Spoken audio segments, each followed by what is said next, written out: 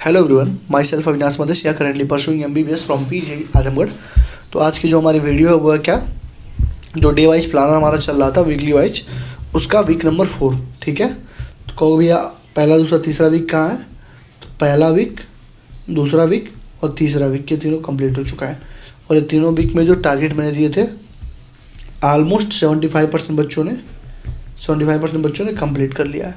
ठीक, जो 25% बच्चे हैं जो नहीं कर पा रहे हैं, भाई किसी तरह से टाइम निकाल के कुछ मैनेज करके कर लो। ठीक है, क्योंकि होता क्या है कि खुद से करने में क्या हो, जैसे मान लो तुमने आज शेड्यूल बनाया, ठीक है, ये 5-6 चीज़ तुमने किया, 5-6 चीज़ तुमने लिखा कि तुम्हें करना है, 1 2 3 4 5 6, एक किया, 2 3 4 पे गए, 2 छूट गया, ये बैकलॉग हुआ।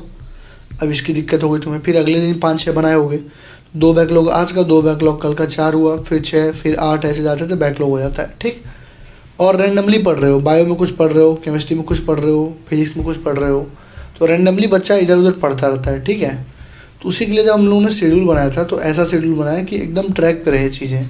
तो जिन लोगों ने फॉलो किया है उनको पता होगा कि ट्रैक पे तो है ही, साथ साथ में टेस्ट में भी वही सारे चीज़ पूछे जाते हैं। ठीक, किसके अकॉर्डिंग बनाया मैंने? एलन के अकॉर्डिंग और इसके अकॉर्डिंग, न्यू लाइट के अकॉर्डिंग, क्योंकि मैक्सिमम बच्चे यही टेस्ट देते हैं, एलन का और न्यू लाइट का।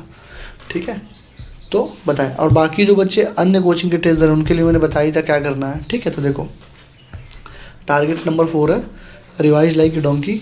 रिवाइज लाइक ए डोंकी मैंने क्यों बोला था, बार बार बताता हूँ। डोंकी जिस तरह से बिना किसी एक्सक्यूज़ के कितना भी कपड़ा उसके ऊपर लोड कर दो, कितना भी मतलब हैवी आइटम लोड कर दो, विदाउट एनी एक्सक्यूज, कि अपने मालिक से कोई शिकायत नहीं करता, चाहे खाना दो चाहे ना दो, वो काम करता रहता है। उसी तरह तुमको भी रिवीजन करना है, डेली 15 से 16 घंटे पढ़ना है, क्योंकि ये टाइम बहुत ज़्यादा क्रूशियल है, बिना किसी एक्सक्यूज के। ठीक, तो देखो इसको फॉलो करो, रिजल्ट तुम्हारा होगा। न्यू लाइट और एलन के टेस्ट सीरीज़ के अकॉर्डिंग हम सिलेबस देते हैं तुमको करने के लिए। 11 तारीख को टेस्ट है न्यू लाइट में और 9 तारीख को एलन में। 9 तारीख को जो एलन में वो FST फुल सिलेबस टेस्ट है, और ये जो 11 तारीख को न्यू लाइट में वो तुम्हारा RBTS है, मतलब पार्ट वाइज टेस्ट अभी चल ही रही है। ठीक है, तो इन दोनों का इसका जो सिलेबस न्यू लाइट वाला है तो हमने पहले टेस्ट में ही कवर कर लिया था पिछले हफ्ते ही। ठीक है, तो इस हफ्ते हम लोग आगे बढ़ेंगे ताकि आगे आने वाले टेस्ट हमारे सही हो जाएं। ठीक है, देखो सबसे पहले सिलेबस इनका कंप्लीट है। ठीक, सबसे पहले जिनका सिलेबस कंप्लीट है, तो 5 तारीख से लेके 11 तारीख तक, क्योंकि 4 तारीख तक मैंने दिया था, तो 5 से लेके 11 तक तुमको 7 दिन का टाइम है। 5 से 11 6 दिन नहीं होता है, 5 से 11 7 दिन होता है। ठीक, तो उसमें सबसे पहले बायो में क्या करना है, रिप्रोडक्शन वाली यूनिट तुमको पूरी कंप्लीट करनी है। बायोलॉजी एंड ह्यूमन वेलफेयर, ये भी यूनिट, ठीक है, ये दोनों यूनिट ये तुमको पूरी कंप्लीट करनी है। 2 यूनिट हुई। ठीक, ऑलरेडी 2 2 4 2 6 लगभग 6 यूनिट तुम कंप्लीट कर चुके हो, ये 7वां या 8वां यूनिट।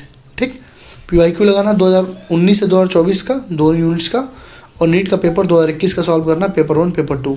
ठीक, और मार्क्ड क्वेश्चन और मिस्टेक क्वेश्चन सॉल्व करने हैं। मार्क्ड क्वेश्चन मिस्टेक क्वेश्चन के बारे में बताया था, जितने क्वेश्चन 2022 2023 2024 का पेपर सॉल्व किए उसके पहले उसमें गलत हुए हैं, वो जो भी तुम्हें NCERT बेस्ड अपना मॉड्यूल वगैरह जो भी लगा दे उनमें जो क्वेश्चन गलत हुए हैं वो, या जो टेस्ट में गलती हुए हैं वो, उनको मार्क करो और उनको मिस्टेक क्वेश्चन कॉपी में लिखो और उनको सॉल्व करो। ठीक, ये तुम्हारा हो गया बायो का। केमिस्ट्री में chemical bonding, alcohol phenol ether, redox reaction, chemical kinetics, ये 4 चैप्टर तुमको करना है। तो भाई इतना ज़्यादा क्यों करवाते हो? तो इतना ज़्यादा यार नहीं करना है। ठीक है, यहाँ से कर लो, हाँ दे दो, वहीं रख दो, वहीं रख दो। ठीक है, जाओ, मस्त है भाई। ठीक है, तो केमिस्ट्री में क्या करना है कि chemical bonding, alcohol phenol ether, redox reaction और केमिकल काइनेटिक्स, ये चीज़ तुमको करना है।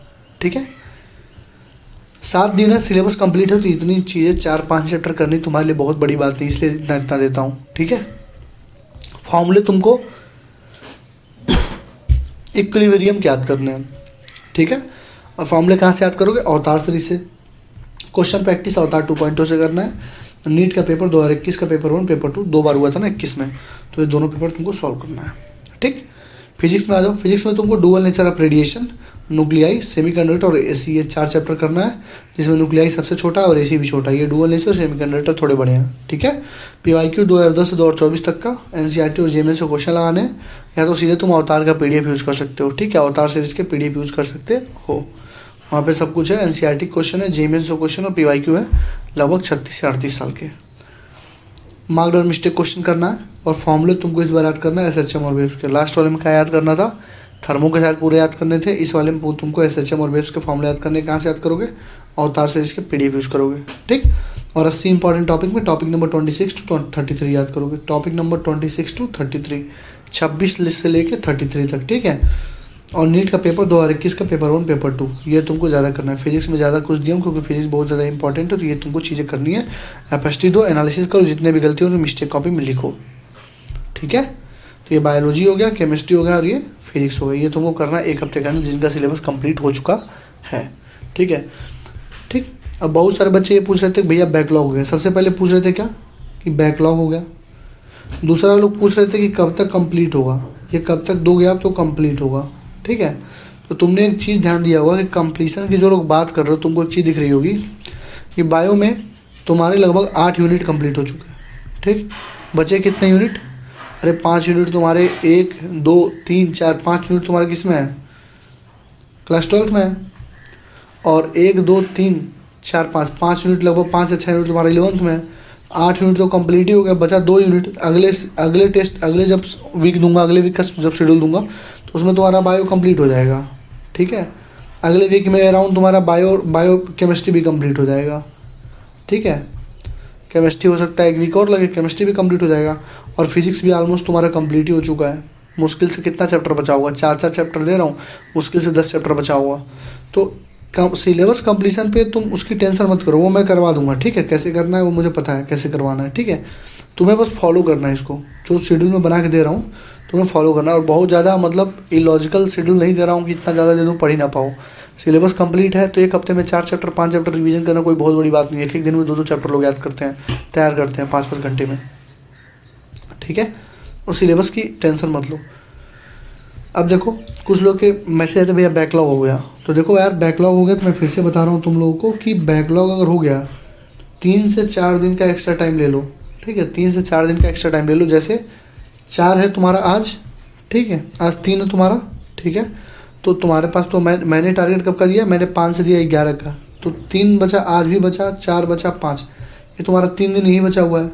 पिछले वाले टारगेट में भी 3 दिन बचा हुआ था, ठीक है, तो वहाँ से यूज़ कर सकते थे। या फिर मैंने 5 से 11 दिया है तो तुम 5 से 14 या 15 कर लो। इतने दिन में तो यार जितना अभी तक टारगेट दिया हूँ, जितना टारगेट दिया हूँ पहले उनको कंप्लीट कर लो, ठीक है, पहले उनको कंप्लीट कर लो। बैकलॉग मत रखो यार, पढ़ाई थोड़ी ना बैकलॉग कर रहे हो, स्टार्टिंग थोड़ी ना यार बैकलॉग कर रहे हो। अब जो हो चुका है उसको एकदम फाइनल करो, डन करते चलो, ठीक है। तो मैंने जिनका अभी तक टारगेट मतलब नहीं पूरा हुआ 1 से लेकर 3 तक, 1 से लेकर 4 तक, 4 वाला भी तो आ गया, तो सबके लिए 5 से 11 टाइमिंग, उनके लिए 5 से 14 या 5 से 15 इतने दिन में कंप्लीट कर लेना। इसके अलावा तुम्हारे पास कोई ऑप्शन ही नहीं है, ठीक है। डू और डाई की सिचुएशन है, करो या मरो की, ठीक, इसको कर लेना, ठीक। आगे आओ। ऐसे बच्चे जिनका सिलेबस ऑनगोइंग है, मतलब अभी चल रहा है, उनको बायोलॉजी में रिप्रोडक्शन वाली यूनिट करनी है। बायोलॉजी में रिप्रोडक्शन वाली यूनिट उनको तैयार करनी है। 2018 का पेपर देना है, नीट 2018 का पेपर देना है, ठीक। और नीट 2018 में भी आउट ऑफ एनसीईआरटी 4-5 क्वेश्चन मिलेंगे, उनको कट कर देना, जो एनसीईआरटी में उनको नहीं करना है, ठीक है। और न्यूलाइट का बायो की जो एफएसटी चल रही है न्यूलाइट में, या तो वो दे लो या फिर लास्ट ईयर का न्यूलाइट का बायो का पेपर निकाल लो टेलीग्राम से, उसको प्रिंट करके दो, ठीक। क्योंकि अभी तक तुमने क्या क्या सॉल्व किया, नीट 2024 का 2 पेपर, 23 का 2 पेपर, 22 का 2 पेपर सॉल्व कर लिया, 21 का 2 पेपर सॉल्व कर लिया, 20 का कर लिया, 19 का कर लिया। इतना पेपर तुम सॉल्व कर चुके हो। टारगेट में हर हफ्ते दे रहा था मैं दो पेपर, अब दे रहा हूँ क्या, नीट 2018 का पेपर 1 पेपर ये, और न्यूलाइट का बायो एफएसटी तो 2 पेपर ये करना है, ठीक। पीवाईक्यू 2019 से 2024 तक का मार्क्ड और मिस्टेक क्वेश्चन करना ही करना है।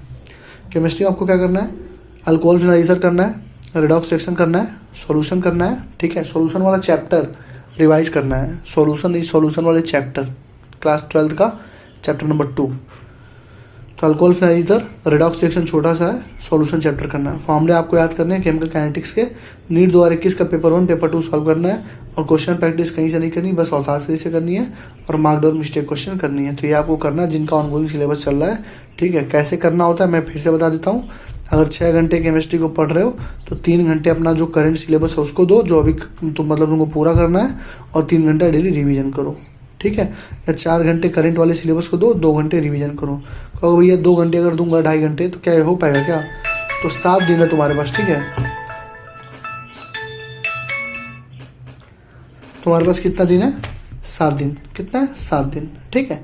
तो अगर मैं तुमको 2.5 दिन का अगर एवरेज मान के चलता हूँ तो कितना होगा? 2 7 14 और हाफ इंटू मतलब लगभग 17.5 घंटे हो गए हैं। और 17.5 घंटे में क्या तुम ये रेडॉक्स छोटा सा चैप्टर नहीं रिवाइज कर लोगे? सॉल्यूशन अल्कोहल फिनाइल ईथर नहीं कर लोगे? हो जाएगा आराम से, ठीक है। तो मार्क प्लस मिस्टेक क्वेश्चन तुम्हारे हो गए। फिजिक्स में तुम्हें क्या करना है? Dual nature of radiation, nuclei, mechanical property of solid. अब देखो डुअल नेचर ऑफ रेडिएशन थोड़ा सा बड़ा है, न्यूक्लियाई और मैकेनिकल प्रॉपर्टी ऑफ सॉलिड बहुत छोटा है, क्योंकि न्यूक्लियाई में सेम रेडियो एक्टिविटी हट चुका है, ठीक है। तो इसमें कुछ बचा ही नहीं है फिर, ठीक है। तो dual nature of radiation, nuclei और मैकेनिकल प्रॉपर्टी ऑफ सॉलिड, ठीक। फॉर्मूला तुमको एसएचएम और वेव्स का करना है, ठीक है। पीवाईक्यू करने हैं 2010 से 2024 तक के एनसीईआरटी और जेईई क्वेश्चन अवतार सीरीज के पीडीएफ यूज कर लेना। 80 इंपॉर्टेंट टॉपिक में तुम्हें टॉपिक नंबर 26 से टॉपिक नंबर 33 तक तुमको कंप्लीट करना है इस वीक में, टॉपिक नंबर 26 से 33 तक, ठीक है। नीट 2021 का पेपर नंबर 1 पेपर नंबर 2 तुमको सॉल्व करना है, ठीक। Dual nature of radiation, nuclei, mechanical property of solid, फॉर्मूले एसएचएम और वेव्स के, पीवाईक्यू 2010 से 2024 तक के एनसीईआरटी और जेईई के 80 इंपॉर्टेंट टॉपिक 26 से 33 तक करना है नीट 2021 का पेपर। इसकी पीडीएफ अभी डाल दूंगा टेलीग्राम पे, टेलीग्राम का लिंक डिस्क्रिप्शन में, वहाँ से इसको ले लेना, ठीक है। अब देखो फिर से बता रहा हूँ, डिफरेंट स्टूडेंट हैं, डिफरेंट टेस्ट है, डिफरेंट स्टेट के हैं। कोई यूपी का है, कोई केरला का है, कोई अंडमान का है, तो उनके लिए अलग अलग टेस्ट होंगे। तो जैसे मान लो तुम्हारे टेस्ट में, अगले टेस्ट में तुम्हारा जेनेटिक्स आ रहा है, ठीक। तुम्हें क्या करना है? रिप्रोडक्शन को यहाँ पे काटना है और यहाँ पे जेनेटिक्स घुसा देना है, ठीक है।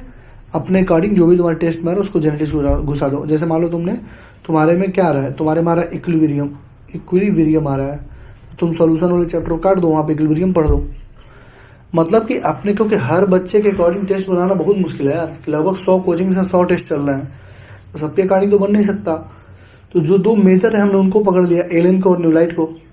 और उनको पकड़ने के बाद हमने देखा कि हमारे जैसे उनके जो मैंने टारगेट दिया है और जो तुम्हारे लोकल कोचिंग के टारगेट में आ रहा है, कोचिंग के मतलब शेड्यूल में आ रहा है, तो उनमें तुम अपने चैप्टर को एडजस्ट कर लो। जैसे मान लो मैंने यहाँ पे दिया है तुमको फिजिक्स में डुअल नेचर ऑफ रेडिएशन पढ़ने के लिए, और वहाँ पे आ रहा है सेमीकंडक्टर तुम्हारे टेस्ट में। डुअल नेचर ऑफ रेडिएशन को काट दो और उसके जगह क्या डाल दो? सेमीकंडक्टर डाल दो, ठीक। अब जब मैं सेमीकंडक्टर का दूंगा शेड्यूल, तो वहाँ पे सेमीकंडक्टर का काट के डुअल नेचर ऑफ रेडिएशन कर देना, ठीक है।